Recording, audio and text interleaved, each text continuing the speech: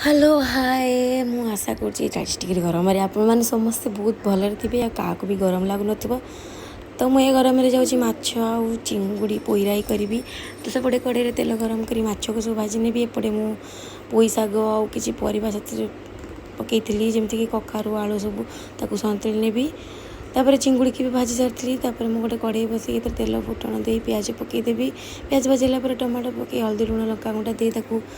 सोरष मसला आंबुल देकी भल कि कषिदेवी कषिगला मसला द्वारा जी दरकार आपको झोल से पानी देवे पानी फुटिला मो माछ को पकईकी 5 मिनट फुटेदेवी तापर मो माछ तरकारी रेडी से लास्ट गरम मसला पकईकी रखीदेवी घोड़ेकी तो माछ तरकारी जाइए चिंगुड़ी राई करी एपटे कड़े गोटे बसी से तेल फुटण देदेवा फुटण फुटिला पिज पकई पिज भाजी टमाटो पकईदबा हल्दी लंका गुंड लुण सब देदेबा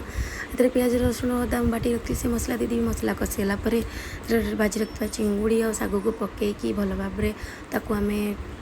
संतुली दबा पूरा पूरी बेस झोल रखा पूरा सुखा सुखा करवा तो मोर ये चिंगुड़ी राई वीडियो भल लगी लाइक शेयर सब्सक्राइब करेंगे जाऊँगी खाई रही बाय बाय।